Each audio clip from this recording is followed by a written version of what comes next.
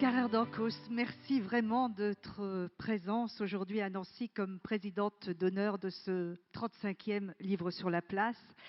Secrétaire perpétuelle de l'Académie française, vous êtes l'ambassadrice de notre langue dans le monde entier. Et si vous le voulez bien, nous évoquerons au cours de notre rencontre les coulisses de votre prestigieuse et même mythique institution qui va, dans moins de 25 ans, célébrer son 400e anniversaire et sur laquelle vous avez écrit des siècles d'immortalité, l'Académie française, 1635, point de suspension. 3 points de suspension. Alors, ce livre est le seul, en fait, dont le sujet central n'est pas la Russie. La Russie est au cœur des, j'ai compté, 26 autres ouvrages que vous avez publiés. Votre langue maternelle, et nous le savons tous, le russe. Votre père a, je crois, fui la révolution de 1917 et s'est réfugié à Paris. Votre grand-mère traduisait George Sand. Ma grand-mère. Votre grand-mère, voilà. Grand-mère. Une femme, hein. Une femme traduisait George Sand en russe. Et c'est à la Russie que l'historienne que vous êtes, internationalement bien sûr reconnue et respectée depuis ce prémonitoire Empire éclaté que vous avez publié en 1978, c'est à la Russie que vous consacrez toute votre œuvre. On a l'habitude de dire qu'aucun soubresaut de ce pays ne vous échappe. Vous le prouvez encore avec votre nouveau livre passionnant, Les Romanov, une dynastie sous le règne du sang. Alors, la dynastie Romanov commence il y a 400 ans, et décidément, cette rencontre va se faire sous le signe du chiffre 400.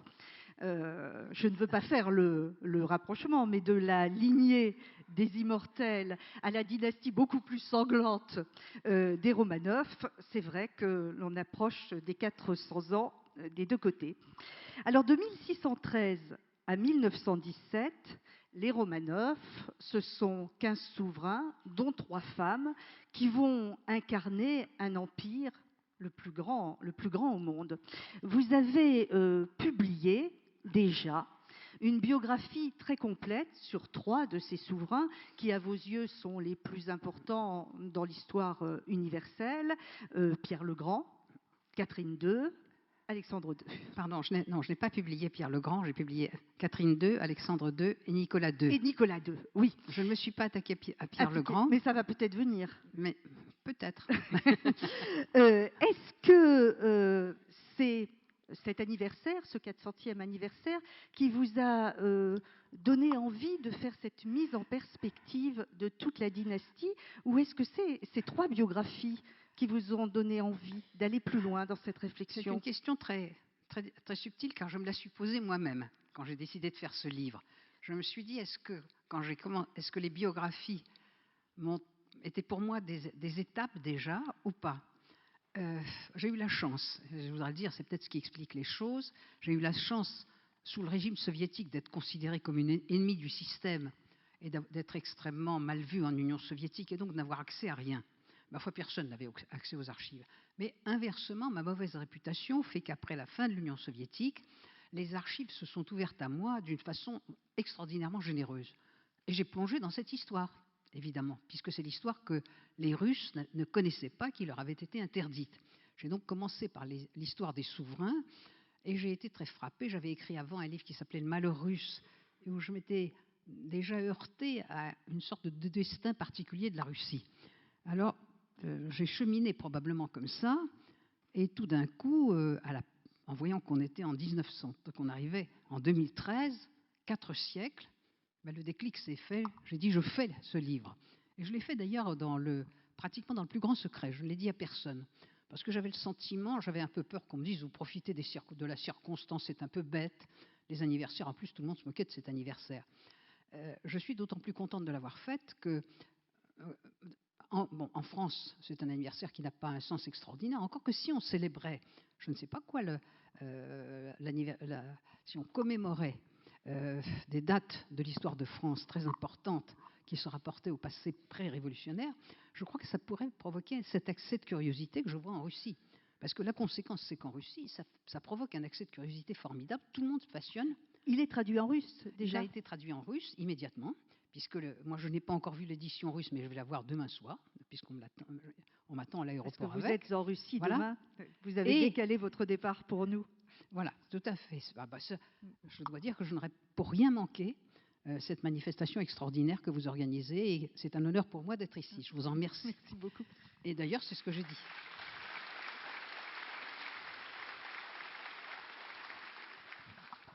Merci. Un public comme ça, en plus, j'aurais été triste de le manquer.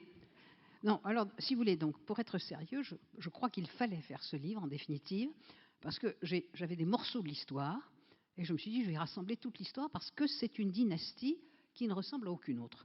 Parce que tout de même, ce qui m'a hanté depuis très longtemps, en faisant l'histoire des souverains, mais je connaissais, je dirais, l'histoire par tous les bouts, c'est que quand je regardais l'histoire de France, il y a eu des moments terribles dans l'histoire de France. Le roi décapité, c'est un moment terrible. L'assassinat d'Henri IV, c'est un moment terrible. Il s'est passé des drames dans l'histoire du trône de France. En Angleterre, on a eu pratiquement le premier roi qui a été condamné à mort. Mais ce sont des épisodes tragiques d'histoire qui sont marqués plutôt par la sérénité, par la puissance des souverains, par le respect qu'on leur voue. Il en va tout autrement. L'histoire de Russie, 3 siècles de tragédie continue, 3 siècles sanglants, 3 siècles... Un vrai roman policier. Hein. C'est un roman policier, et je dirais, c'est une histoire pathétique. Et en même temps, c'est une histoire glorieuse à un point extraordinaire. Parce que les mêmes qui pouvaient être brutaux, qui pouvaient faire des choses épouvantables, ont marqué des périodes incomparables. Un Pierre le Grand, qui était tout de même un homme assez cruel. Son fils est mort torturé sous ses yeux, il ne faut pas l'oublier. Le même Pierre le Grand a, je dirais, porté à bout de bras la Russie pour en faire un très grand empire. Donc tout cela, c'est contradictoire, ça pose beaucoup de questions, mais c'est passionnant. Mais on a l'impression que toute l'histoire de la Russie baigne dans le sang, comme s'il y avait une fatalité de la violence là-bas. Il y a, en tout cas, vu de chez nous. Voilà, c'est ce qui est vraiment différent dans l'histoire de la Russie d'une histoire comme l'histoire de France, qui est une histoire, je dirais, de marche vers toujours plus de tranquillité, de rapport entre le pouvoir et la société. Avec des moments violents. Avec des moments de violence, mais malgré tout, on voit le progrès de la société, on voit le progrès des rapports politiques. On voit vraiment une vie citoyenne qui se développe. En Russie, ce qui caractérise l'histoire de la Russie, c'est qu'à chaque règne, pratiquement, ou à chaque période, il y a un progrès extraordinaire qui s'accomplit, et puis un événement quelconque qui casse ça. Et c'est tout de même tout à fait extraordinaire. C'est-à-dire que chaque fois que la Russie fait un bond en avant, le bond est cassé, et on se dit, alors, est-ce qu'elle va repartir? Et ça commence dès le début, parce que l'histoire russe a été l'histoire de ce qui est aujourd'hui la Russie, d'ailleurs qui est l'Ukraine, ça commence à Kiev, mais aussi les principautés du nord de la Russie. C'est une histoire civilisée au XIIe siècle. Il y avait une vie démocratique véritablement dans ces principautés du nord de la Russie. L'Ukraine était un pays extrêmement civilisé, et la reine Anne, qui est venue épouser le roi de France quand elle est arrivée en France, elle a trouvé que la France, ce n'était pas un pays extraordinaire. Elle a dit, où sont les bibliothèques? Où sont les lieux de civilité? Bon, ça marque tout de même quelque chose. Et puis ça bat sur le pays l'invasion mongole, et 3 siècles d'histoire sont supprimés. Et on peut dire que c'est de cette tragédie initiale, certainement, que naît la suite. C'est-à-dire, tout devient tragique après. Après ça, quand les Mongols disparaissent, la Russie, tout de même, qui était un pays d'Europe, l'histoire de la reine Anne le montre, ce pays européen, pendant 3 siècles, a été coupé de l'Europe. L'Europe vit la fin du Moyen-Âge, entre dans la Renaissance. Il y a toute une vie dans tout l'espace européen. Et la Russie, sous le règne mongol, ne participe pas à ça. C'est-à-dire qu'il y a une coupure. Et dans la tête des Russes, il faut le savoir, jusqu'à aujourd'hui, ils se disent, nous avons été coupés. Et alors, en fait, ils ont été coupés 2 fois. Dans cette période-là, et 75 ans de régime soviétique. Dans une histoire européenne, c'est dramatique. Et toute l'histoire de la Russie après ça, c'est la volonté des souverains, quels qu'ils soient, bons ou mauvais, cruels ou pas cruels, c'est la volonté de rattraper le retard, de montrer que la Russie appartient à l'Europe. Et le malheur de la Russie, entre autres choses, c'est que l'Europe, qui ne l'a pas connue pendant 3 siècles, la regarde avec méfiance, notamment notre pays.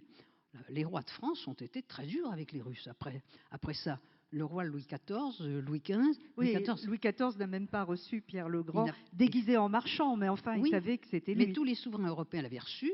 Louis XIV a dit, ce sont des barbares, je n'ai pas à me déranger pour lui. C'est tout de même extraordinaire, d'ailleurs, Pierre le Grand ne l'a pas oublié.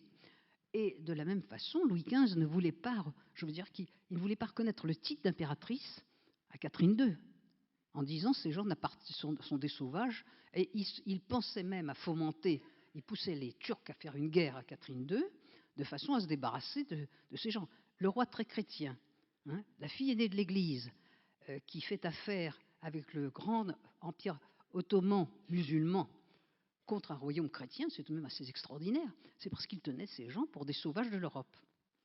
Alors, en 1613, le premier Romanov monte sur le trône. C'est un tout jeune homme, il n'en a pas envie, sa mère n'en a pas envie non plus.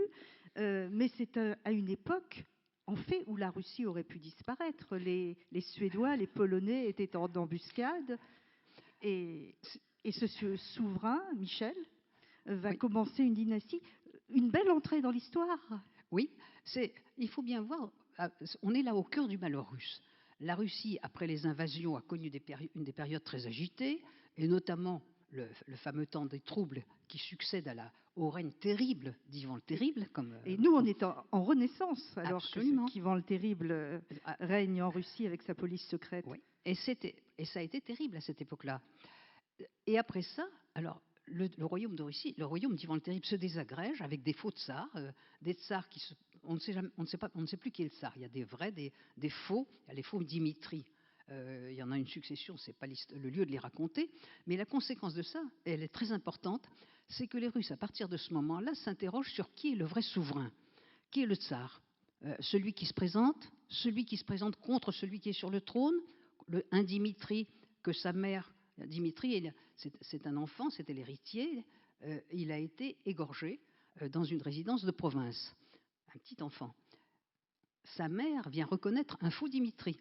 Elle en reconnaîtra un second, qui tuera le premier. C'est dire qu'il y a un abroglio extraordinaire là-dedans. Bon, dans ce désordre extraordinaire, pour le peuple russe, l'idée qu'au fond, il y a des faux tsars, qu'on peut être sur le trône, qu'on peut être faux, et qu'on peut se rattacher à un autre vrai, est une idée qui nourrit à partir de ce moment-là des mouvements tout à fait extraordinaires, des mouvements de paysans qui se rattachent à un imposteur. Des tas d'imposteurs se présentent, ramassent les paysans, veulent marcher sur la capitale, chasser le souverain en disant « moi je suis le vrai tsar ». Donc il y a cette période où on cherche où est le vrai tsar, où le peuple est prêt à se rattacher à n'importe qui, et où il est désespéré d'ailleurs parce que le pays n'est pas géré, et où précisément, vous l'avez dit, les Polonais et les Suédois, les grands voisins de la Russie qui sont en embuscade, essayent de mettre leur prince sur le trône de Russie. Et la Russie, à ce moment-là, a failli ne plus exister. Et par un miracle, véritablement, ça fait partie de l'histoire russe, ces moments extraordinaires où, contre la réalité qui se dessine, quelque chose vient de la profondeur. La profondeur, c'est l'assemblée des boyards, c'est-à-dire les notables, qui décident qu'il faut élire un tsar. Et ils vont dans un monastère de province chercher ce jeune homme qui était tout de même rattaché par les femmes à la dynastie d'Ivan le Terrible, ce qui donnait l'idée d'une légitimité. Ils élisent ce jeune homme, et c'est intéressant, dans ce pays dont on croit que c'est le pouvoir absolu, on a élu le tsar, car il y avait d'autres candidats.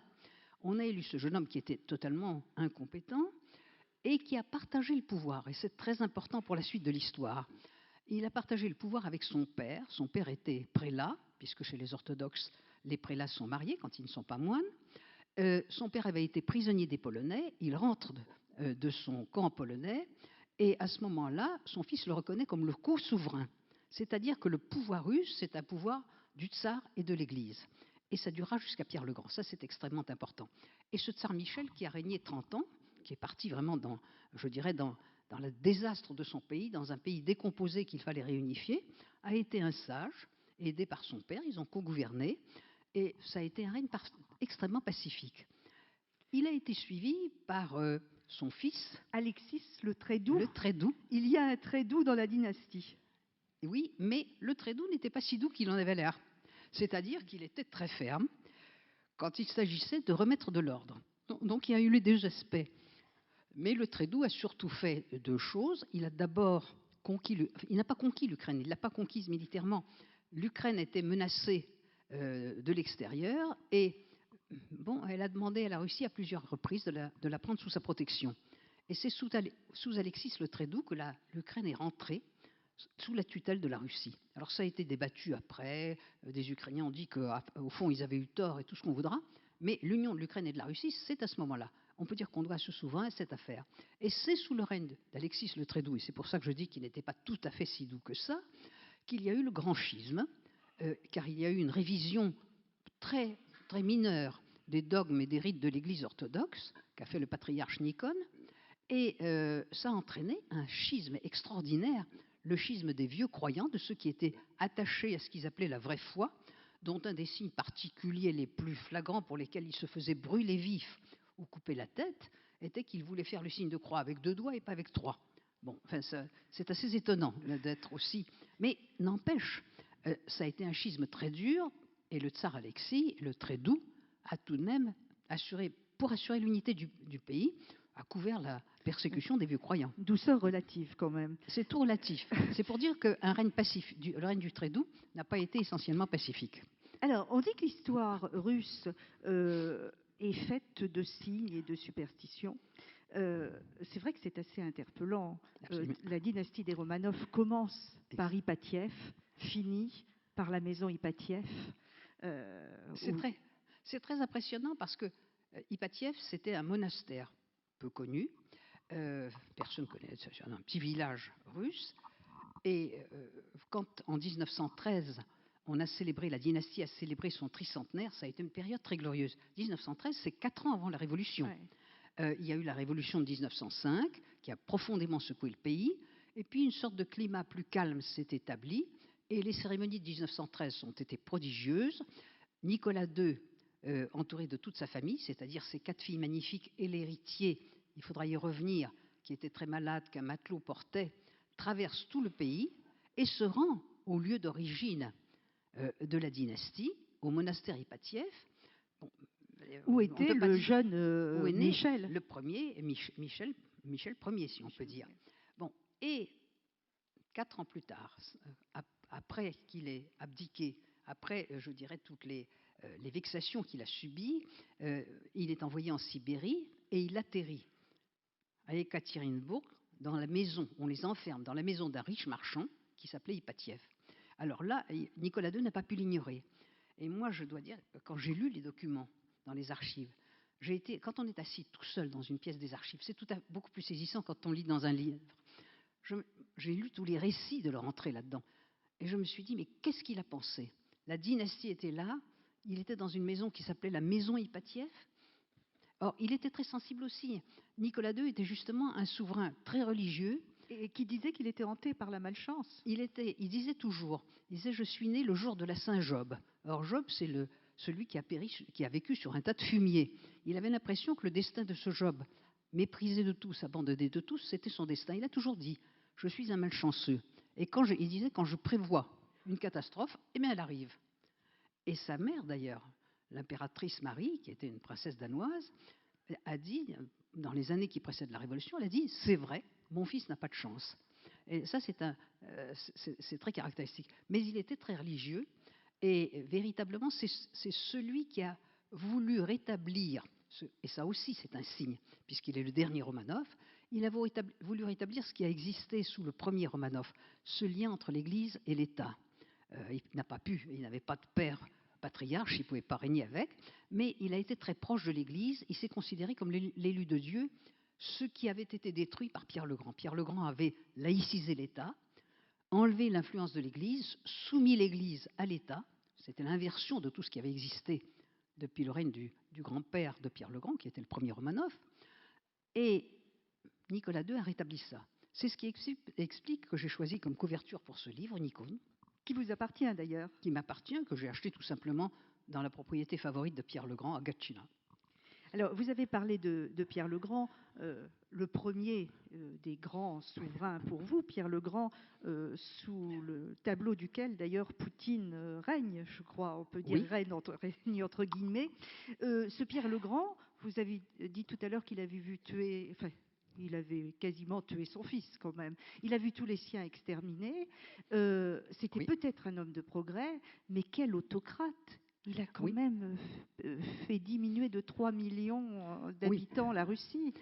Alors je dirais que Pierre le Grand, un peu comme euh, Ivan le Terrible, avait eu une enfance terrible. Et il y a un parallèle là à faire, il y a un double parallèle, parce que ces deux souverains ont, dans leur enfance, vu toute leur famille exterminée par le côté rival de leur famille. Leurs familles se sont disputées le pouvoir. Et tous les deux ont tué leur fils. Ivan le Terrible dans un accès de colère, et Pierre le Grand a laissé son fils mourir sous la torture, sous ses yeux, après l'avoir vraiment attiré dans un De toute façon, piège. on a l'impression qu'il n'y a pas de mort naturelle. Ils se tuent tous. C'est Oui, impressionnant. et je dirais que autant Ivan le Terrible, qui était terrible, comme son nom l'indique, qui vraiment a fait peur à tout le monde et a exterminé des villes entières. Enfin, il a pratiqué le génocide, Ivan le Terrible, des villes de son propre pays, hein. Pas seulement des individus, pas seulement des familles, il a exterminé des villes entières. Ivan le Terrible a certainement été dévoré après par le remords, et il est mort, je dirais, sous une robe de moine, et incontestablement, il avait le sentiment que le châtiment éternel l'attendait. Pierre le Grand, pas du tout. Il laisse mourir son fils sous la torture, sous ses yeux, et on prétend aussi qu'il y a prêté la main. Et le soir même, il y a eu un bal pour la naissance. Pierre le Grand s'était remarié de son propre enfant, et il a dansé tout à fait allègrement. Ça l'a tué, il a reçu les ambassadeurs et tout ça. Donc, il n'a jamais éprouvé de remords. Mais cela dit, on peut dire que Pierre le Grand, il y avait tout chez lui. D'abord, il a sa grande idée de la modernisation, c'est ça qu'il faut dire. Il voulait moderniser le pays, il voulait en faire un pays occidental, il détestait les aspects russes du pays, pour lui c'était horrible. Et par conséquent, les aspects russes, c'était d'abord physique. Il se promenait avec une paire de ciseaux. Barbes. Il coupait les barbes, il interdisait de porter la barbe, et d'ailleurs, ses compatriotes qui avaient une barbe devaient porter un impôt. Et il se promenait avec une paire de ciseaux pour donner un coup de ciseau à la barbe, et quand ils avaient un habit à la russe, un cafetan, et bien avec la paire de ciseaux, il leur coupait l'habit. Bon, c'était assez, je dirais que c'était déjà une violence qui leur était faite. Mais la violence seconde, et qui est beaucoup plus spectaculaire, il a voulu marquer physiquement que la Russie était en Europe et plus sur les territoires de l'Asie. Et il a déplacé la capitale sur le lieu qui sera Saint-Pétersbourg, le lieu qu'il a conquis en 1703. Ça, c'était très bien, sauf que ce lieu était un lieu de marécage où il n'y avait pas de pierre et il n'y avait pas d'arbres. Comment construire? Il a obligé les habitants de la capitale, beaucoup à se déplacer, et à se déplacer avec des pierres, avec des charrettes de pierre. Enfin, c'était une histoire folle, absolument. Il a véritablement, par la force, d'abord fait cette ville comme on a fait les pyramides. Ça a coûté des vies humaines parce que ce n'était pas fait pour être construit. Et il a obligé toute une partie de la société à se déplacer. Bon, il a été implacable dans la violence avec laquelle il a imposé les mœurs modernes, une politique moderne, mais en même temps, il a été un conquérant. Et véritablement, son pays, il a été le premier modernisateur du pays. Alors on peut s'interroger sur lui. On peut se demander, parce que ça a été, au fond, il y a deux méthodes pour moderniser. Le faire par en haut, en obligeant une société, en se moquant totalement du fait qu'elle le souhaite ou qu'elle ne le souhaite pas, par la violence, en l'obligeant à cette modernisation. C'est ce qu'il a fait. Et il y a à l'autre bout presque de la dynastie un souverain qui est Alexandre II, sur lequel on reviendra, dont la théorie était qu'on le modernisait avec la société et qui est arrivé à des résultats extraordinaires. Cela dit, Pierre le Grand... s'est fait assassiner quand même. Oui, Pierre le Grand est mort dans son lit et dans la gloire, et Alexandre II est mort assassiné, ce qui est tout à fait paradoxal. Alors, celle qui a hérité de ce que Pierre le Grand a semé, c'est Catherine II. Catherine II, elle n'a pas une goutte de sang russe, c'est une Allemande. En même temps, ça sera la plus russe des souveraines. Bon, on connaît son côté dévoreuse d'hommes. Il semble pour vous qu'elle mérite mieux que ça. Elle a été une grande souveraine. Moi, je suis avec Voltaire dans cette affaire. Oui. Et Voltaire était véritablement l'ami de Catherine II. Elle s'est quand même débarrassée de son mari pour prendre le trône avec un peu de violence quand même. Alors Catherine II, il faut dire les choses, elle avait épousé le petit-fils de Pierre le Grand, qui lui était un Romanov authentique. Et à partir de là, la dynastie, elle ne sera plus tellement Romanov, elle sera plus russe. Mais ce petit-fils, il était à moitié allemand, il avait été élevé à l'allemande et il n'aimait que ce qui était allemand, déjà. C'était un prince de Holstein, par son père. Parfois, c'était même le petit-fils de Pierre le Grand. Et le mariage avait été organisé par la fille de Pierre le Grand, l'impératrice Élisabeth, qui était une belle impératrice. Elle n'avait pas d'enfant, elle avait adopté son neveu, et elle a été lui chercher une petite princesse dans une petite cour allemande. Ça a été la jeune Catherine. Alors, cette Catherine, elle est arrivée elle a appris le russe. Elle est devenue orthodoxe. Et comme vous avez dit, elle était plus russe que les Russes. Le problème, c'est que son mari, Pierre, qui a été Pierre III, souverain de Russie pendant une très courte période, quand sa tante Élisabeth est morte, il n'aimait pas ce qui était russe, il n'aimait que ce qui était allemand. Première chose, il détestait les orthodoxes, il n'aimait que les protestants. Il n'aimait pas s'habiller à la russe, il aimait s'habiller à l'allemande. Or, il y avait eu la guerre de 7 ans. La Russie avait remporté des victoires extraordinaires sur les Prussiens. Et ce Pierre le Grand, en montant sur le trône, a commencé par rendre tranquillement aux Prussiens ce que les généraux russes avaient gagné. Il a commencé dans l'impopularité, ça allait de soi. C'est pas comme ça qu'on gagne le cœur de ses administrés. En plus, il avait un mépris pour toute la Russie, il avait habillé l'armée à l'allemande, tout devait être à l'allemande. Alors Catherine II a senti déjà que c'était un mauvais souverain, il était un peu dérangé. Elle avait été intelligente. Alors c'est là, vous avez dit, c'était une dévoreuse d'hommes. Je pense que c'était une dévoreuse d'hommes qui était politique. Entre guillemets, hein, c'est ce qu'on dit. Voilà. Et surtout, elle les dévorait en pensant politiquement. C'est ça qui est très intéressant. C'est-à-dire que, elle ne voulait pas leur donner le pouvoir, en aucun cas. En général, les femmes qui ont régné, qui avaient des amants, les amants jouaient un rôle dans le pouvoir. Catherine II n'a jamais accepté ça, d'aucun de ceux qui l'ont accompagnée. Et deuxièmement, elle avait compris, en regardant ce qui s'était passé dans l'histoire de Russie, parce qu'après la mort de Pierre le Grand, il y a eu une série de coups d'État, que les coups d'État venaient de la garde impériale. Et elle a pris un amant dans la garde impériale, un amant qui avait 4 frères, et ça lui a permis de faire un coup d'État pour s'emparer du trône de son mari, au moment où elle a pensé que le mari risquait de la répudier, que d'ailleurs qu'il devenait fou. Alors, l'a-t-elle fait tuer? Non, je ne crois pas. Je pense qu'il est mort un peu accidentellement, mais elle voulait l'enfermer dans un couvent, de toute manière. Donc ça revenait au même.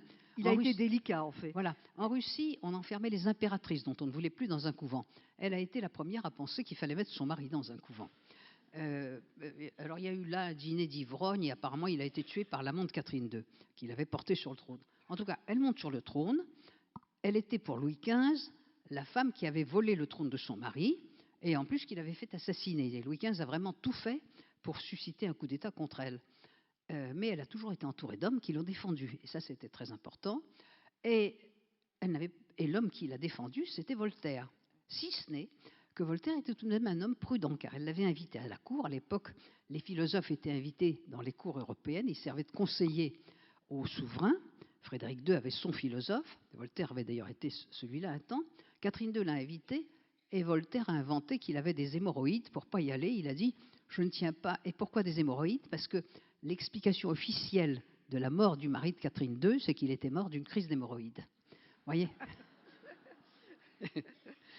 Et vous dites que Catherine II a inventé la société civile. Oui, alors, on peut mettre à son actif énormément de choses. D'abord, elle a été une souveraine qui travaillait comme personne. Ça, je peux en attester parce que dans les archives, j'ai été fascinée. Moi, j'ai lu beaucoup d'archives d'hommes d'État dans toutes les centres d'archives du monde. Je n'ai jamais vu ce que j'ai vu dans les archives russes pour Catherine II. Le moindre document il était rédigé d'un côté, de l'autre côté de la gentille écriture de Catherine II, elle refaisait tout le texte, elle commentait. Il ne passait pas un seul texte en Russie qu'elle n'ait revu entièrement. Bon, c'est un homme d'État, ça. Hein. Et puis, elle a fait des guerres. Elle a gagné, celui qui était son amant, le frère de son amant, Alexis Orlov, mais un de ceux qui l'avait porté sur le trône, lui a gagné la Crimée. Et donc, elle est arrivée, le rêve de Pierre le Grand d'atteindre la mer Noire, que Pierre le Grand n'avait jamais réussi à consolider, c'est Catherine II qui l'a réalisé. Donc, elle a étendu l'Empire, elle a ouvert l'Empire sur les mers chaudes, ça c'était fondamental. Et elle s'est préoccupée de la société, c'est-à-dire, elle était une grande intellectuelle. Catherine II vivait entourée de livres, elle connaissait le russe, elle parlait parfaitement le français, évidemment, elle était allemande, elle connaissait plusieurs langues, elle a traduit, elle a écrit en français des livres, elle a écrit en russe des livres, elle a traduit des livres français en russe, elle a vraiment fait énormément de choses en même temps qu'elle régnait. Et elle a encouragé, et ça c'est formidable, elle aimait le journalisme. Or le journalisme, c'est quoi? C'est le développement de la société civile. C'est elle qui est la première à encourager les journaux, y compris des journaux satiriques, et qui critiquaient son règne. Elle a développé les activités de contact avec la société qui permettent à la société civile de comprendre les choses, de grandir. Elle a développé le réseau scolaire, elle a même développé l'enseignement féminin, ce qui est très important. Elle a tout de suite, bon, c'était une femme, mais elle a pensé qu'il fallait à tout prix que les femmes reçoivent une éducation qui n'était pas seulement d'apprendre la broderie, la danse et quelques poésies. Alors, elle a quand même un peu raté l'éducation de son fils, parce qu'elle s'effondre le 5 novembre 1796. Alors, son fils Paul ne l'assassine pas, mais enfin, l'amour filial est quand même léger, là aussi. Oui.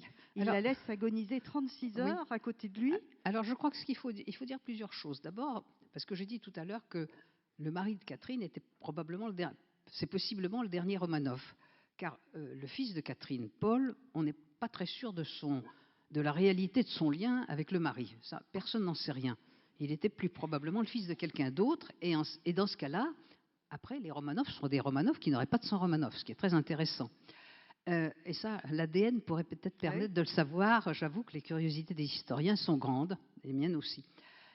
Mais alors, ce Paul, il était irrité par sa mère. En fait, il considérait que sa mère lui avait volé le trône, que sa mère aurait dû être régente dès sa jeunesse. Et le débat sur après le coup d'État qui a porté Catherine sur le trône, il y a eu un débat en Russie. Doit-elle être régente pour son fils mineur, ou bien doit-elle être impératrice? Elle a écarté la solution de la régence, elle a décidé qu'elle était impératrice, mais ce Paul a grandi dans l'idée que sa mère lui avait volé sur le trône. D'autant qu'elle avait vécu assez longtemps, jusqu'en 1796. C'était un adulte, un père de famille nombreuse. Il piaffait. Il s'entendait mal avec sa mère, à la fois pour cette raison politique et d'une façon caractérielle. Elle ne le supportait pas. Elle le trouvait trop d'influence allemande, ce qui l'énervait considérablement. Bref, leur relation était mauvaise. Et elle a très tôt pensé qu'il n'était pas adapté au trône.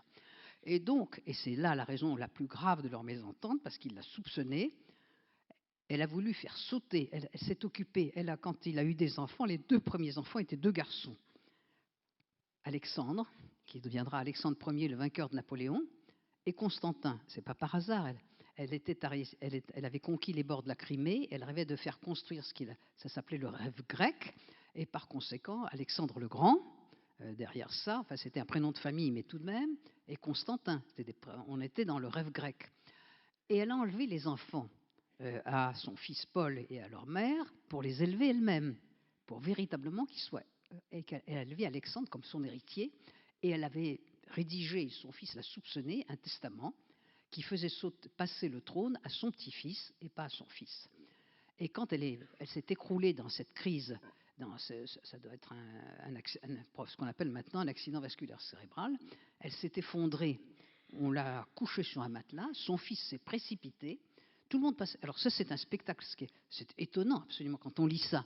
Elle était couchée dans une pièce sur un matelas, l'impératrice, la puissante impératrice de Russie, qui avait régné presque 40 ans. Tout le monde courait autour sans se préoccuper d'elle, et le fils fouillait les tiroirs. Il a trouvé ce qu'il cherchait, le testament, il l'a supprimé, et il s'est déclaré empereur. Mais ça ne lui a pas réussi. Son père était mort, plus ou moins assassiné, et lui-même n'aura que 5 ans sur le trône, car comme il était insupportable, comme son père, il était très pro-allemand, très pro-protestant, il n'aimait pas les Russes, il se voulait aussi grand maître de l'ordre de Malte. Enfin, il était lui aussi un peu dérangé, même si ce n'était pas son vrai père, on n'en sait rien. En tout cas, il avait les mêmes défauts que le père, dont il avait fait son idole, évidemment, puisque c'était le père dont le trône lui avait été enlevé.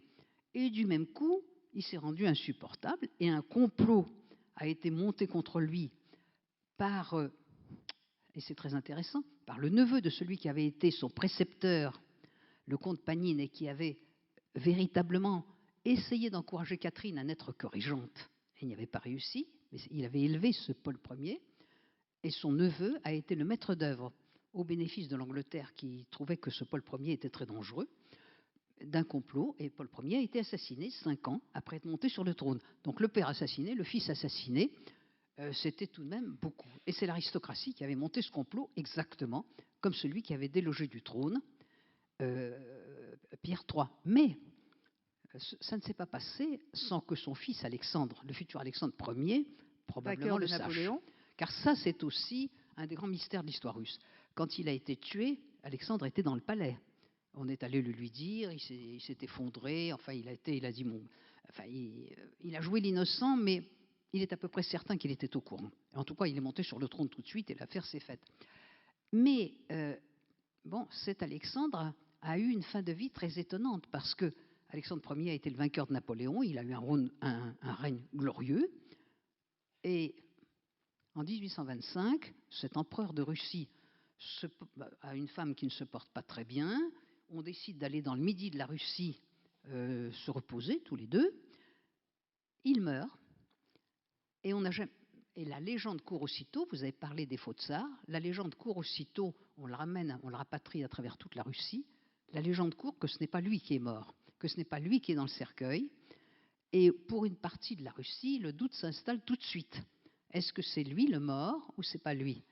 Et des années après, on trouve en Sibérie un ermite qui sera révéré par une partie du peuple comme Alexandre Ier, que le remords d'ailleurs d'avoir d'une certaine façon fermé les yeux sur le meurtre de son père aurait conduit à abandonner le trône et à revêtir une personnalité religieuse. Même des membres de la famille impériale sont allés le voir, et même Nicolas II, le jeune Nicolas II qui était enfant, est allé le voir en Sibérie.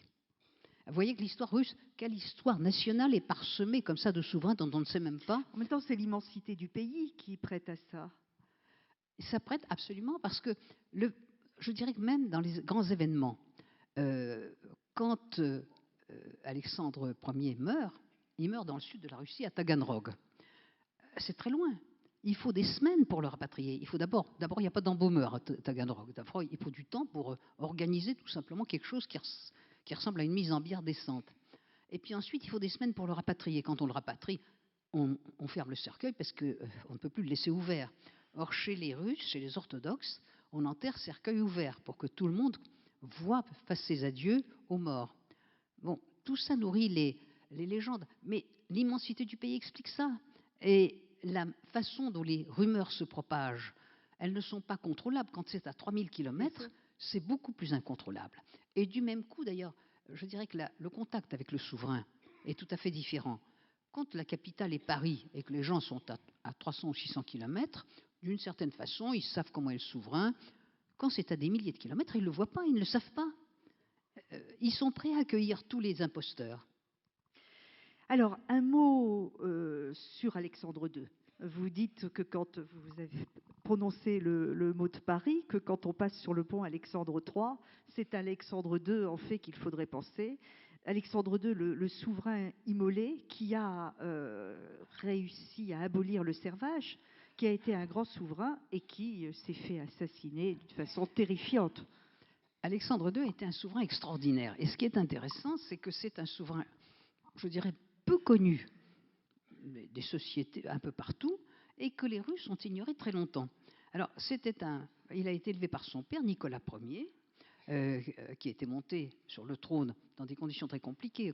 Au moment où Alexandre Ier disparaît, Nicolas Ier monte sur le trône et il y a ce qui s'appelle la révolte des décabristes, c'est-à-dire ces officiers qui sont venus en France dans les campagnes napoléoniennes, qui en ont rapporté des idées révolutionnaires. Tout cela est lié.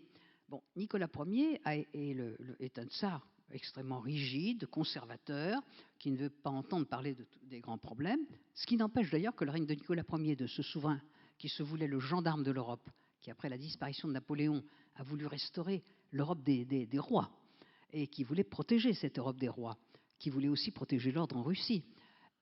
Sous ce règne, il y a Pouchkine, il y a tous les écrivains. C'est un règne fantastique du point de vue intellectuel. C'est-à-dire que ça aussi, c'est un paradoxe de la Russie. On s'imagine qu'un régime conservateur, autoritaire, ne favorise pas l'essor de la société. Au contraire, c'est là que s'épanouissent et la culture, et les mouvements révolutionnaires, l'opposition, tout grandit. Donc, je dirais, la main de fer en Russie est aussi très difficile à appliquer, beaucoup plus difficile à appliquer qu'ailleurs. Mais ce Nicolas Ier avait élevé son fils Alexandre avec des idées conservatrices, autoritaires, et quand il s'est engagé dans la guerre de Crimée, fort malheureusement, et quand Nicolas Ier meurt, c'est la défaite de la Russie en Crimée, la première grande défaite que la Russie connaît. C'est une tragédie pour la Russie. Il faut penser que cette Russie qui, depuis le début des Romanov, vole de succès en succès, construit un grand empire, tout d'un coup se trouve à genoux après la guerre de Crimée. Et c'est dans ces conditions qu'Alexandre II monte sur le trône. Et son père, lorsqu'il monte sur le trône, sentant que le pays vacille, lui lègue comme testament moral, il lui dit « tiens tout », c'est-à-dire ne lâche rien. Alors, ne rien lâcher, il y avait en premier lieu la question qui, depuis Catherine II, hante tout le monde, c'est la question du servage. Tout de même, la Russie était un pays où existait le servage. Alors, il ne faut pas s'en choquer comme ça, parce que le servage a disparu assez tard de beaucoup de sociétés d'Europe centrale. Donc, ce n'est pas un pays extravagant, mais la dimension du pays, la dimension de la population fait qu'on en a une idée terrible. En tout cas, les souverains, comme Catherine II, en ont été hantés. Alexandre Ier s'en est beaucoup préoccupé. Personne n'a osé y toucher. Et puis, cet Alexandre II, élevé avec l'idée qu'il faut surtout ne rien changer, monte sur le trône, et tout de suite, il s'empare du problème, alors qu'on pensait que c'était un jeune homme timide, bien élevé, et qui obéissait à son père. Et il lance véritablement un programme de transformation du pays.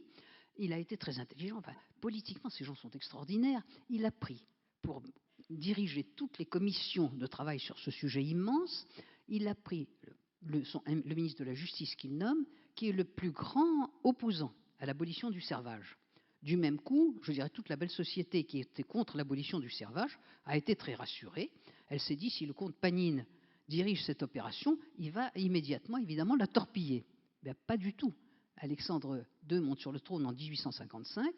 1861, le texte est fait, et un beau matin, on annonce, et son collaborateur, son ministre de la Justice, était conservateur opposé à l'abolition du servage, mais il était surtout un fidèle, je dirais, un fidèle serviteur de son souverain. Il accomplit sa volonté, et il a réussi à rédiger ce texte. Un beau matin, dans toutes les églises de Russie, surtout à la campagne, on lit aux paysans le texte qui les émancipe. Bon, c'est une révolution fantastique. C'est à peu près au même moment, 1861 en Russie, 1864 aux États-Unis, qu'Abraham Lincoln va abolir l'esclavage. Deux parcours similaires, mais avec une différence. Il y a 4 millions d'esclaves aux États-Unis et une guerre. 20 millions de serfs émancipés en Russie. Une guerre effrayante aux États-Unis, la paix sociale en Russie, extraordinaire, ça s'est passé extrêmement bien, dans la tranquillité, et véritablement qui est un système qui essayait de transférer des terres aux paysans. Les deux finiront assassinés. Mais entre les deux, Alexandre II a dirigé par à-coups, c'est-à-dire qu'il faisait une grande réforme, il y avait un temps de calme, et puis il partait sur d'autres réformes. Alors il s'était attaqué au problème le plus grave, celui de quelle transformation, si vous voulez, plus de serfs, c'est-à-dire que tous les hommes sont des citoyens. Il crée le service militaire obligatoire, précisément pour créer une égalité sociale, ce qui est très moderne à cette époque-là. Il met sur pied un système de participation sociale, précisément pour que ces paysans, son souci, c'est que cette paysannerie émancipée, qui n'avait pas l'habitude de vivre, d'avoir une vie sociale tout simplement et une vie citoyenne, qu'elle puisse s'incorporer. Et pour ça, il crée les Zemstvos, c'est-à-dire des assemblées locales à laquelle participe la société, où elle prend place. C'est extrêmement, et surtout à la campagne, mais c'est d'une importance considérable et d'une grande modernité. Et il fait une réforme judiciaire qui crée le système judiciaire le plus moderne d'Europe. Pour ce pays qu'on aurait pu croire attardé, c'est une série de révolutions les unes après les autres, incroyables. Bon, on transforme le système universitaire, je ne vous dis pas, tout est réformé. Et à 24 heures près, s'il n'avait pas été assassiné, il aurait probablement changé l'avenir russe. Exactement. Il prépare une réforme politique qui, sans porter le nom de réforme constitutionnelle, mettait en place, je dirais, les prémices d'une monarchie constitutionnelle. Le texte est rédigé, il le signe, et il veut assister à un défilé. On lui dit que c'est imprudent parce qu'il a tout de même connu... Alors ça aussi, c'est les signes de la Russie. 6 attentats ont été lancés contre lui, 5 attentats ont été lancés contre lui, et l'ont raté, mais dans des conditions terribles. C'était un homme traqué. Le plafond de sa salle à manger s'est effondré sur lui et sa famille. Les terroristes étaient arrivés jusque dans son palais. C'est le dire. On lui tirait dessus dans les rues. En fait, tout est dans son jardin, tout était effrayant. Malgré ça, il prépare cette réforme constitutionnelle. Il va faire passer les troupes en revue. Et on lui dit, attention, vous risquez un attentat. L'atmosphère était tout de même tendue. Et il dit, une voyante m'a prédit que je serais tué au 7e attentat. Il n'y a eu que 5 attentats jusqu'à présent. Alors, je ne serais pas tué aujourd'hui. S'il y en a un 6e, je ne mourrai pas. Il y a un attentat, et c'était le 6e, et comme c'était un homme courageux, au lieu de se mettre à l'abri, comme on le lui dit, il se précipite sur ceux que la bombe a déchiquetés, et une bombe vient le déchiqueter, c'est le 7e attentat, et il est mort complètement déchiqueté lui-même. Et ça, c'est terrifiant, parce que c'est l'homme qui a véritablement préparé, l'arrivée de la Russie dans le monde moderne, dans le monde constitutionnel. Alors, il se produit avec lui ce qui s'est produit d'une certaine façon avec Catherine II. Il avait un fils, Alexandre, qui sera Alexandre III. Son fils avait été élevé d'une manière très conservatrice, il avait un précepteur conservateur, mais il aimait beaucoup son père et il a hésité au moment de la mort de son père. Il a été tenté de respecter la volonté de son père. Il a subi des pressions, la monarchie constitutionnelle faisait peur, ça c'est comme la réforme du servage. Il a hésité, il a subi des pressions, et puis in extremis, eh bien, il a déchiré le texte et on est resté dans le système antérieur. Mais c'est ce que je disais tout à l'heure, chaque fois que la Russie est au bord de la grande révolution moderne, quelque chose se produit et c'est un saut en arrière. Vous disiez tout à l'heure que vous alliez beaucoup travailler sur les archives russes. Ça vous arrive de partir après la séance de l'Académie française le jeudi et de rentrer la semaine suivante? Oui, exactement, parce que pour travailler dans les archives, étant donné qu'en Russie, comme partout ailleurs, les gens ne travaillent pas le dimanche et pas tellement le samedi. Donc, ma semaine est très courte pour travailler là-bas. Alors, je pars en effet par le dernier avion et je rentre le mercredi par le dernier avion quand je dois faire ça. Parce qu'il faut bien que je sois à l'Académie. Vous voyez que c'est une existence un peu chaotique. Et je ne le regrette pas. Et quand on est comme vous, secrétaire perpétuel de l'Académie française, on a tout le fonctionnement de l'Académie que l'on supervise. Ce n'est pas du tout une fonction seulement honorifique. Ah, ce n'est pas une fonction honorifique, c'est une véritable fonction. Mon prédécesseur, Maurice Druon, m'avait dit c'est un très lourd demi-temps. Oui, eh ben, pour lui, oui, parce qu'il n'était pas impliqué dans l'Institut de France aussi. Moi, je me suis impliquée là-dedans et je peux dire que c'est un très lourd 3/4 de temps. Et vous arrivez à écrire en même temps? Oui, il faut. Vous savez, quand on veut, ça marche. Un peu grâce à Jean d'Ormesson aussi.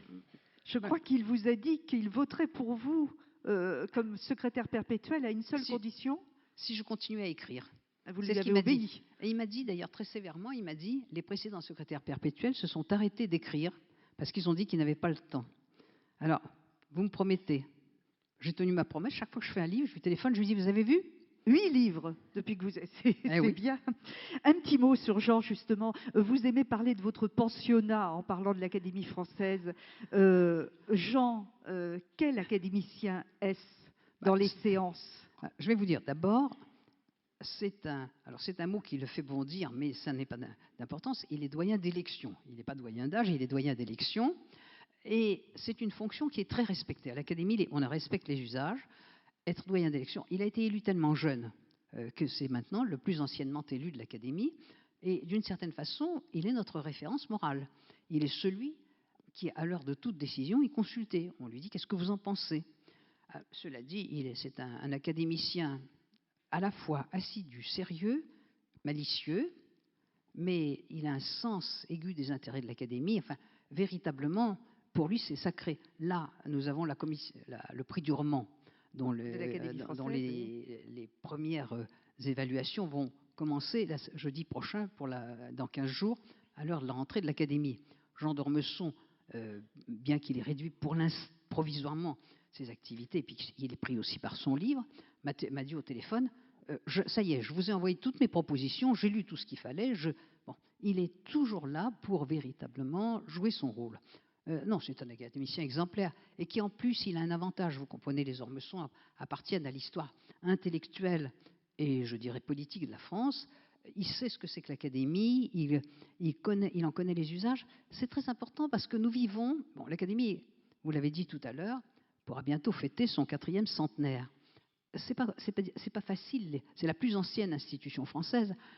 Le Collège de France a été fondé avant l'Académie, mais ce n'est pas une institution, c'est un lieu où on tient des conférences. Oui, il faut rappeler que l'Académie française est née d'un projet politique de Richelieu. Absolument, et d'un projet qui tenait ce que Richelieu a voulu dans un pays qui n'était pas unifié, où le français était la langue du roi de France.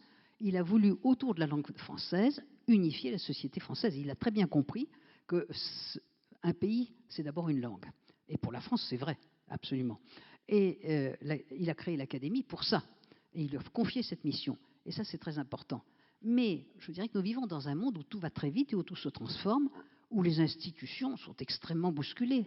Que l'Académie soit là, et soit là avec une, je dirais, elle est très bien là, hein, qu'elle soit une référence. Il faut pour ça qu'il y ait des gens qui aient le sens de l'Académie.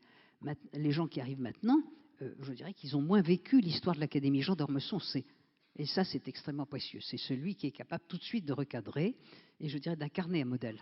Oui, et l'histoire de l'Académie a épousé l'histoire de France, en fait. Absolument. Elle a épousé l'histoire de France et avec des tensions, avec des moments où elle a failli disparaître. Toute l'histoire de l'Académie est exactement associée à l'histoire politique de la France parce que c'était, vous l'avez dit, c'est une institution politique, même si c'est l'institution de la langue, mais la langue est une affaire politique en France. Il n'y a aucun doute là-dessus. Et on peut dire que l'Académie a porté la langue d'abord, ensuite elle a été associée à la monarchie dans sa période la plus glorieuse. Elle a accompagné véritablement les projets culturels de Louis XIV et de Louis XV, qui étaient des souverains très cultivés. Elle a été le lieu de conflit entre, je dirais, le traditionnalisme et les idées philosophiques au XVIIIe siècle, et les philosophes l'ont emporté. Qu'est-ce qu'ils ont voulu conquérir, les philosophes qui ont ouvert les voies à la Révolution? L'Académie. Ils se sont battus pour y aller parce qu'ils se sont dit c'est de là qu'on partira. Et puis après, quand la Révolution a tourné, je dirais, est allée vers la terreur, l'Académie a payé le prix, elle a été supprimée, enfin elle a épousé le destin fatal de la Révolution. Et puis elle a connu une période, après les choses se sont passées à peu près normales, elle a été rétablie seulement sous Louis XVIII, et puis elle a connu un moment très dur sous l'occupation. L'Académie s'est trouvée, comme la France, obligée de choisir, et d'une façon très intéressante, puisque elle a eu un protecteur, toujours, c'est la seule Académie qui est un vrai protecteur, et auquel on doit soumettre les élections. Sans accord du protecteur, pas d'élection. Depuis Louis XIV, c'est le roi de France, le protecteur. Le premier était Richelieu, mais Louis XIV a pris la fonction, et depuis, c'est lui, puis les présidents de la République. En 1940, il n'y a plus de président de la République, il y a un chef de l'État qui est le maréchal Pétain, de surcroît, membre de l'Académie française, où il a été élu dans la fournée des maréchaux de la Première Guerre mondiale. L'Académie avait à décider que faire. La France est déjà, je dirais, divisée, le débat, où est la légitimité. Le général de Gaulle avait posé la question. Et l'Académie a décidé d'emblée une chose terrible, qu'elle ne ferait pas d'élection durant toute l'occupation. La France est occupée, la guerre et l'occupation, pour ne pas avoir à porter le problème devant le maréchal Pétain, ne pas avoir à aller à Vichy, donc ne pas aller, elle ne pouvait pas s'exiler à Londres, mais elle ne voulait pas non plus aller à Vichy. Et ça a été un acte extraordinaire qu'on a tout à fait méconnu. Et on a cru que ces gens installés à Paris étaient de bons collaborateurs, ce qui était une grave erreur. En effet, il y avait le maréchal Pétain, il y avait Charles Maurras, membre de l'Académie, et 2 collaborateurs qui étaient Abel Herman et Abel Bonnard. Et à la fin de l'occupation, on aurait pu croire que l'Académie pouvait disparaître, car le Conseil national des écrivains, qui était d'obédience pro-communiste, qui demandait la disparition de toutes les institutions, avait dit « supprimons l'Académie française ». Bon, l'Académie s'est demandé si elle allait être supprimée. Seulement, comme le général de Gaulle avait un sens aigu de l'histoire, quand Georges Duhamel, qui avait pris en main ses destinées, est allé le voir, le général de Gaulle a dit « il n'est pas question de supprimer la plus vieille institution de notre pays ». Voilà. Vous mettez en exergue justement du livre que vous écrivez sur l'Académie française, des siècles d'immortalité, une phrase du secrétaire perpétuel de l'Académie suédoise qui dit « Les académiciens sont les crocodiles du monde social ». Vous ressentez vraiment l'Académie comme ça? Non, je trouve que c'est très amusant. Je l'ai mis parce que il y a une raison. L'Académie suédoise a été fondée 2 siècles après l'Académie française, mais c'est l'Académie qui est la plus proche par sa structure, par son ambition de l'Académie française. Elle a été fondée sur le modèle de l'Académie française. Elle a été fondée, elle n'a pas 40 académiciens, mais elle n'a pas de costume non plus, ni d'épée, mais les usages sont assez identiques. Donc nous la sentons comme une académie fraternelle. Et du même coup, ça m'a paru, le regard m'a paru extrêmement intéressant. Non, nous n'avons pas l'impression d'être ni des crocodiles, ni des dinosaures, mais nous avons l'impression, d'une certaine façon, d'incarner une continuité. Et ce qu'il a voulu dire aussi, les crocodiles ont la vie longue. Ils sont indestructibles. Oui, d'où les immortels. Au fait, pourquoi les immortels? Alors ça, il y a une ambiguïté là-dessus, parce qu'on croit que ça peut s'appliquer à n'importe quelle académie. En réalité, ce ne sont pas les académiciens qui sont immortels, c'est la langue. Richelieu a donné pour devise à l'académie à l'immortalité, mais l'immortalité pour lui, c'était celle de la langue. Alors on a appelé ça après les immortels, et c'est la devise de la seule académie française. Je dois dire que je m'amuse beaucoup quand je vois dans d'autres académies, quand on dit à Jeanne Moreau, que j'aime beaucoup par ailleurs, vous êtes immortel car elle est à l'Académie des Beaux-Arts, je dois dire que je ris doucement, mais évidemment je ne lui ferai pas l'injure de lui dire c'est pas vrai. Et est-ce que vous pensez que l'Académie française, qui a une résonance dans le monde entier, qui est la plus respectée, la plus connue, est-ce que vous pensez qu'elle a aujourd'hui encore, avec les moyens nouveaux, Internet, etc., une influence sur la construction de la langue de demain? Je pense que oui. Je pense que oui, parce que le problème de la langue de demain, précisément, vous avez évoqué la rapidité des modes de communication et leur désordre, leur diversité, fait que tout est possible, qu'il y a désormais tout ce qui a changé. Je dirais que jusqu'à l'Internet, il y avait des lieux de parole légitimes. L'académie, la presse, les écoles, etc. Aujourd'hui, il n'y a plus de lieu de parole légitime. La seule légitimité, c'est celle qui s'exprime. Ce qui fait que chacun qui a un blog est légitime et peut inventer n'importe quoi et diffuser n'importe quoi et donner une portée extraordinaire à n'importe quoi. C'est la raison pour laquelle, précisément, l'Académie retrouve en ce moment, je veux dire, un poids beaucoup plus grand qu'elle n'a eu dans les années post-68 Ardes, où il y a eu une période de doute sur toutes les institutions. Et actuellement, je vois bien par l'audience du site de l'Académie. Ce site, avec la rubrique dire ou ne pas dire. Dire, ne pas dire, et ceci qui a été considérablement modernisé. On vient d'y mettre, à partir de maintenant, on y met les séances de réception, les séances publiques. On voit les gens parler, on les écoute. Enfin, c'est un vrai cinéma aussi. Donc, l'Académie elle est tout à fait adaptée aux moyens de communication modernes. Et nous avons un contact avec le public absolument extraordinaire, et c'est très important, parce que précisément, dans cette dispersion des légitimités, le public cherche où est la légitimité, et ça se termine par « Ah, mais voilà tout ce que les gens prétendent, nous avons des messages à l'infini, où est la vérité ?» Et je crois que c'est extrêmement nécessaire, parce qu'il faut un regroupement, il faut quelque part une parole légitimée. Et la 68 avait tout délégitimé. Et là, il y a une reconstruction d'une légitimité réclamée par la base. Alors, vous avez un fils, Emmanuel Carrère. Nous parlons de langue qui est un écrivain reconnu, dont le livre Limonov est ultra primé. Il vient d'avoir un prix européen de littérature. C'est un petit peu le lien entre justement l'écriture et la Russie. Est-ce que l'historienne que vous êtes avait le même regard sur la Russie que l'écrivain qu'il est? Est-ce que vous parlez de la Russie souvent ensemble? Que pensez-vous de Limonov, vous, en historienne?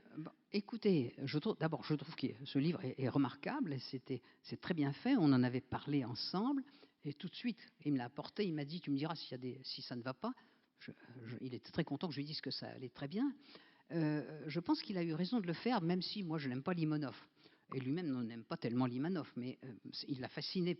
Je comprends que ça fascine un romancier. Je lui aurais rien suggéré du tout. Mais enfin, non, pour dire la vérité, Limonov a de si mauvaises relations que quand il est allé l'interroger, je lui ai dit fais attention parce qu'il a des gangsters autour de lui, on peut t'assassiner. C'est vrai que j'ai eu la frousse. Et lui-même m'a dit d'ailleurs il faut que je fasse attention parce que le public qui est autour est effrayant. Bon, mais cela dit, ça m'a fait plaisir qu'il s'intéresse au pays de ses origines. Je dirais que c'est un intérêt momentané. Un romancier ne peut pas faire toujours ce roman dans le même brouet, c'est pas possible. Et il s'écarte de ça maintenant. Enfin, c'est une étape importante. Alors, nous arrivons dans les quelques dernières minutes de cette rencontre. Je vais vous laisser aller dédicacer et après rentrer à Paris et prendre votre avion justement pour la Russie. Les Russes n'ont pas entendu parler des Romanov pendant 75 ans. Est-ce qu'ils s'intéressent beaucoup aujourd'hui? Helsinki leur a fait des funérailles nationales, enfin à la famille de Nicolas II. L'Église les a canonisés. Est-ce qu'un Romanov, dans sa tête, peut encore aujourd'hui se dire qu'il a un espoir en Russie? Et est-ce que, d'une certaine façon, Poutine, pour lequel vous êtes assez indulgente, d'ailleurs, j'ai l'impression, n'est pas un Romanov moderne? Alors, il y a une série de questions. Première chose, c'est vrai que les Russes ont découvert les Romanov, et ce qui est intéressant, personne ne les a incités à ça. C'était une curiosité spontanée. Je peux même dire quand elle est née, parce que je l'ai vue de mes yeux, c'était en 1989, le régime soviétique, c'était après le mur de Berlin, mais le régime soviétique existait encore, et on a organisé, c'était le temps de Gorbatchev, on a organisé une exposition dans le musée du Manège à Moscou sur la famille de Nicolas II. Et il y a eu des foules et des queues extraordinaires. Et moi, j'y suis allée avec beaucoup de curiosité et j'ai vu les gens qui étaient là, qui regardaient. Il y avait les portraits des 4 filles et du fils qui pendaient comme ça, qui couvraient les murs de ce musée. Et les gens étaient pétrifiés. Ils disaient, mais qui est-ce? Alors, j'ai commencé à expliquer, comme ça, aux passants. J'ai eu des foules autour de moi et ils me disaient, mais c'est extraordinaire. Et alors, on a assassiné des jeunes filles innocentes et un pauvre enfant malade. Bon. Alors, ils ont bien tous été assassinés. Ils ont tous été assassinés. Aujourd'hui encore revient la question, même Marc Ferraud la pose. Oui, mais ça, je veux dire que quand on cherche un sujet, voilà. Non, il n'y a pas de doute là-dessus. Et d'ailleurs, ce qu'ils ne savaient pas, c'est que ils s'étaient appuyés sur l'idée que les 2 derniers, on ne savait pas où ils étaient. Si, on les a retrouvés, ils attendent d'être rapatriés à la forteresse Pierre et Paul. Ils sont pour l'instant dans une pièce des archives, enfin leurs restes sont dans une pièce des archives. Donc, on a tout de même véritablement fait des examens ADN extrêmement sérieux et on peut dire qu'on a identifié tout le monde. Je crois que là on est au bout de la légende qui a souvent eu, avec toutes les Anastasia, une base intéressée. Car longtemps, on a cru que Nicolas II avait des fonds à l'étranger, qu'il avait en fait rapatriés parce qu'il était patriote au moment de la guerre de 14, et ça a nourri l'espoir d'un certain nombre de fausses prétendantes à l'idée qu'elles pourraient capter cet héritage. Bon, ça c'est une question réglée. Alors la question c'est, est-ce qu'il peut se passer quelque chose après ça? Et c'est intéressant parce que Boris Eltsine, le premier président de la Russie, qui était un homme très intuitif, s'était posé la question, non pas de les... Bon, il est tout de même venu quand vous avez évoqué les funérailles qu'on leur a faites, on a rapatrié les restes qu'on a retrouvés, on les a rapatriés à la forteresse Pierre et Paul, ils se trouvent dans la nécropole impériale. Et ça a été un moment extraordinaire. Je peux vous dire que tous les Russes étaient devant leur télévision.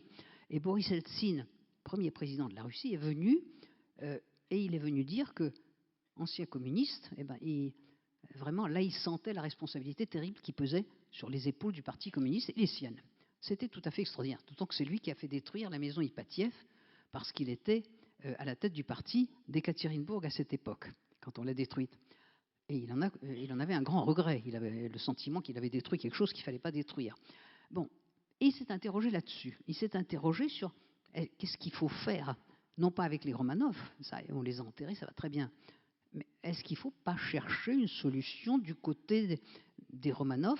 Il a fait venir un Romanov, le petit-fils du grand-duc Vladimir, qui se pose en héritier de la dynastie, ce qui n'est pas parce que personne n'a un droit légitime maintenant à prétendre au trône. Mais il l'a fait venir en Russie, il a pensé au modèle de Juan Carlos, au modèle espagnol, il l'a fait venir avec sa mère, il a mis à leur disposition une résidence, et il a voulu au fond qu'il achève son éducation en Russie. Bon, c'est un projet qui n'a pas tenu, et on a beaucoup expliqué à Boris Eltsine, et notamment les historiens, que de toute façon, on ne pouvait pas, parce d'une part, la dynastie était terminée, et quand elle est terminée, il faut repartir, que le dernier souverain, Michel, à qui Nicolas II, lorsqu'il avait abdiqué, avait transmis le trône, avait dit, le premier Romanov est monté par le choix de la Douma des boyards, il n'y a plus de Douma des boyards, il faut que ce soit l'Assemblée constituante qui décide. Mais on ne peut pas désigner un héritier comme ça. Bon, donc tout ça n'est pas possible, et en plus, ce ne sont pas des héritiers légitimes. Pour toutes les raisons, ils ne correspondent plus. Alors, la question ne se pose plus maintenant. Les Russes le savent, c'est terminé. Alors, est-ce que... Et leur canonisation correspond, je voudrais dire un mot là-dessus, correspond à quelque chose de très important. Ça n'est pas...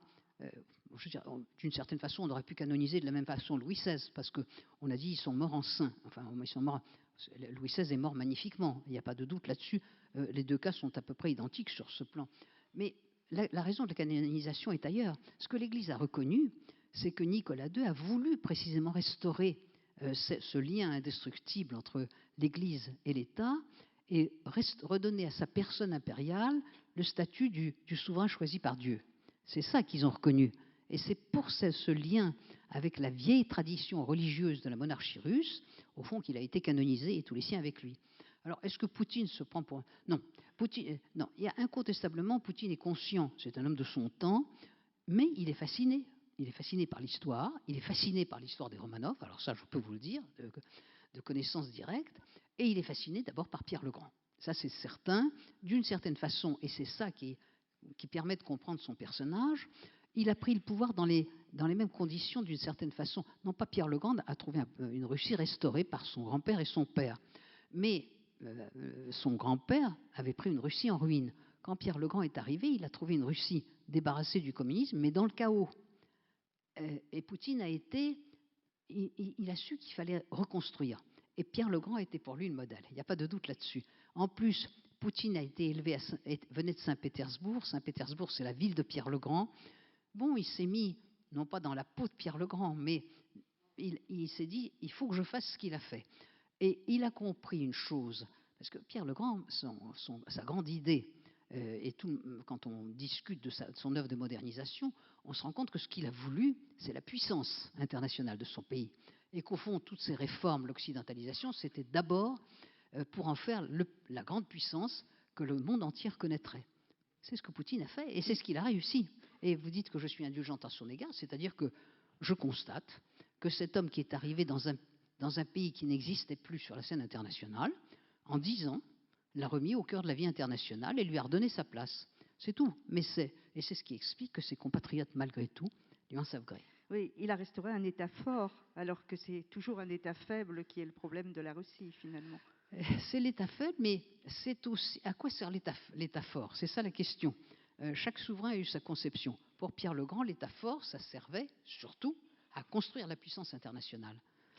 Alors, nous sommes à la fin de cette rencontre et c'est dommage parce que, bien sûr, j'aurais envie de vous poser des questions sur la situation actuelle, d'autant plus qu'un de vos tout premiers livres était sur la politique au Moyen-Orient de la Russie, que vous avez écrit il y a 2 ans sur la politique extérieure de Poutine, mais je sais que vous travaillez aussi sur ce sujet et vous êtes venu parler des Romanov d'abord.